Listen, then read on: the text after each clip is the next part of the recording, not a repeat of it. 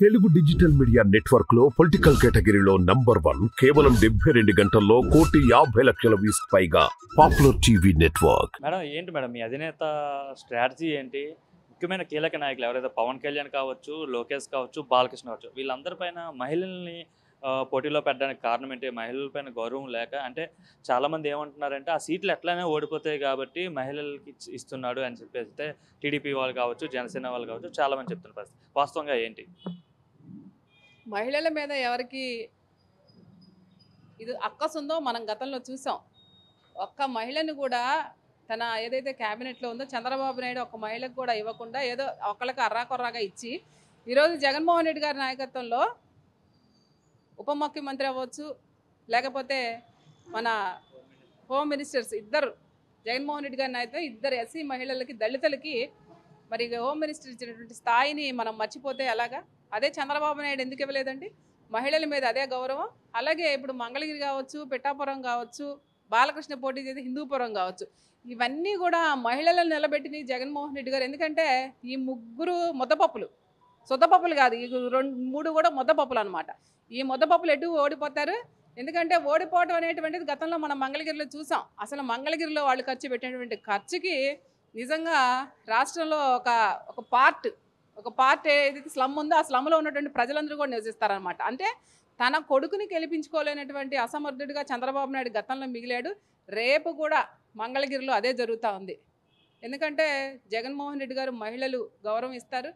ఆ మహిళలకు గౌరవం ఇస్తే ఇవాళ నీకు దమ్ముందా చెప్పు చంద్రబాబు నాయుడు గారు, నీకు దమ్ముందా? ఒక మహిళలను నిలబెట్టి అక్కడ గెలిపించుకునేటువంటి స్థాయి నీకు లేదు. ఇవాళ మేము దమ్ము ధైర్యంగా చెప్తా ఉన్నాం, మహిళలకు అక్కడ సీట్ ఇచ్చాం. ఏదైతే 3 నియోజకవర్గాల్లో ఎవరైతే మహిళలు ఉన్నారో ఈ ముగ్గురు మహిళలు కూడా గెలవబోతా ఉన్నారు. రాసి పెట్టుకొని కూడా చంద్రబాబు చెప్తా ఉన్నాం. ఇది మహిళల మీద జగన్మోహన్ రెడ్డి గారికి ఉన్నటువంటి గౌరవం. నీకులాగా తన సుహాసిని హైదరాబాద్లో సీట్ ఇచ్చి పాపం ఆ రోజు ఆవిడ గెలవకుండా కారణం ఎవరండి? నువ్వు కాదా చంద్రబాబు నాయుడు? ఆ ఏరియా నీకు గెలుస్తుందో, ఆ అమ్మాయి గెలుస్తుందో, ఒక నందమూరి కుటుంబంలో నుంచి ఒక అమ్మాయిని తీసుకొచ్చి మరి అక్కడ నిలబెడితే తను గెట్టనవ్వగలదా అనేటువంటి ఆలోచనతో నువ్వు చేయాలా. ఆ రోజు ఓడిపోయేటువంటి స్థానంలో తీసుకొచ్చి కూర్చోబెట్టి ఆమెను ఓడగొట్టావు నువ్వే, ఒక రకంగా చెప్పాలంటే. అది నీ స్ట్రాటజీ. ఇవాళ జగన్మోహన్ రెడ్డి గారు ప్రతిదీ కూడా, ఎందుకంటే అన్ని కులాల వ్యవస్థలను మంచిగా తీసుకురావాలి అనేటువంటి దాని మీదే పిఠాపురంలో కావచ్చు, మంగళగిరిలో కావచ్చు, హిందూపురంలో కావచ్చు ఈ ముగ్గురు మహిళలు నిలబెట్టి మరి ఆ 3 సీట్లు కూడా మేము కైవసం చేసుకోబోతా ఉన్నాం. 600 అయినా మంగళగిరిలో లోకేషే గెలవబోతున్నాడు. 2 సార్లు వైసీపీకి ప్రజలు ఓటేసి తప్పు చేశారు. ఈసారి ఆ తప్పు తెలుసుకున్నారు కాబట్టి లోకేష్ని గెలిపిస్తారు. లోకేష్ కనీవిని ఎరిగిన భారీ మెజార్టీతో మంగళగిరిలో విజయం సాధించబోతుందని చెప్తున్నారు. ఎవరు చెప్పారండి? లోకేష్ చెప్తున్నాడా? అసలు లోకేష్ మాటలు నమ్మడానికి ఉందా? ఎమ్మెల్యేగా గెలవనుండి తీసుకెళ్ళి ఎమ్మెల్సీ ఇచ్చి మినిస్టర్ చేశాడు వాళ్ళ నాన్న. కానీ మినిస్టర్ చేసేమన్నా ఆయన పాపం ఏమన్నా, సరే మా నాన్న మినిస్టర్ చేశాడులే, నన్ను ఒక హుందాగా ఉండాలా, లేకపోతే ప్రజలకు ఒక మంచి మెసేజ్ ఇవ్వాలా, లేకపోతే ఆయన కూర్చున్నటువంటి స్థానంలో మెరుగైనటువంటి పరిపాలన ఇవ్వాలనేటువంటి ఆలోచన ఎక్కడన్నా ఉందండి? ఏదో మా నాన్న ఉన్నాడులే, ఆ పాపం వాళ్ళ నాన్న ఉండగానే ఈయన ఇంకో పీఠం కూడా కూర్చోబెట్టాలనుకున్నాడు. ఆ పప్పులేం ఉడకో. ఎందుకంటే పప్పు అనేటువంటిది ఆల్రెడీ రాష్ట్ర ప్రజలందరూ కూడా పప్పు ఎవరంటే చిన్న పిల్లోని కూడా కలిసే చెప్తా ఉన్నారు లోకేష్ అని. మరి ఈయనకి ఇంక వర్ధంతులకి జయంతులు కూడా తేడా తెలవనోడిని పాపం వాళ్ళ నాన్న మినిస్టర్ ఇచ్చి ఎట్టగొట్ట గతంలో లాక్కొచ్చాడు. వచ్చేటువంటి పరిస్థితుల్లో ఎక్కడా కూడా ఆయనకు డిపాజిట్లు కూడా రావు. ఎందుకంటే ముద్దపప్పు కదా ఆయన.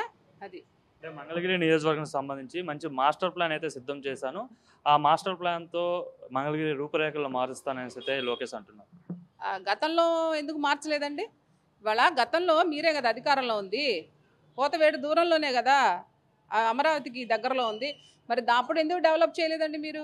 అంటే మీ దాకా వస్తే గనక, అంటే డెవలప్మెంట్ ఏంటో జగన్మోహన్ రెడ్డి గారు చూపించిన తర్వాత మళ్ళీ నేను జగన్మోహన్ రెడ్డి లాగే నేను డెవలప్ చేస్తాను, అక్కడ మంగళగిరిలో పలానా చోట పలానా ఏరియాలో పలానా ఇండస్ట్రీలు తీసుకొస్తాను, లేకపోతే ఇంకోటి తీసుకొస్తానని ప్రజలను మభ్యపెడతా ఉన్నావు. నువ్వు అసలు అధికారంలో ఉండి 14 సంవత్సరాలు ముఖ్యమంత్రిని చేసినావు. నువ్వు ముఖ్యమంత్రిని చేసిన తర్వాత ఎక్కడ డెవలప్మెంట్ చేసావు అని అడుగుతా ఉన్నావు. ఈసారి ఎలా అయినా సరే ఓవరాల్గా మరలా తెలుగుదేశం, జనసేన, బీజేపీ కూటమి అధికారంలోకి వస్తుంది. ఏదైతే ప్రజాగలం సభ పెట్టిన తర్వాత సమీకరణాలు అన్నీ మారిపోయేవి. మొత్తం అంతా కూడా జగన్మోహన్ రెడ్డికి వ్యతిరేకంగా వస్తున్నాయి సర్వేలన్నీ కూడా అనేసి అయితే చాలామంది చెప్తున్నారు. ఎవరండి వాళ్ళు చేయించిన సర్వేలా వ్యతిరేకంగా వచ్చేది? వాళ్ళు చేయించిన సర్వేలా వ్యతిరేకంగా వచ్చిందని అడుగుతా ఉన్నా. ఎక్కడా కూడా ఏ సర్వే కూడా జగన్మోహన్ రెడ్డి గారికి పాజిటివ్గానే ఉంది కానీ నెగిటివ్గా లేదు. వీళ్ళు ఇచ్చేటువంటి ఎవరైతే ఇనుకున్నారు కదా, వీళ్ళు బెనామీలు ఉన్నారుగా, వాళ్ళు చేయించే సర్వేల్లో ఏదన్నా పాపం వీళ్ళకి పాజిటివ్గా వస్తుందేమో కానీ ఎక్కడా కూడా రాష్ట్రంలో ప్రజలందరూ కూడా సంతోషంగా ఏదైతే పరిపాలన చూసి ఉన్నారు కాబట్టి మళ్ళీ జగన్మోహన్ రెడ్డి గారికి పట్టం కట్టడానికి రెడీగా ఉన్నారు.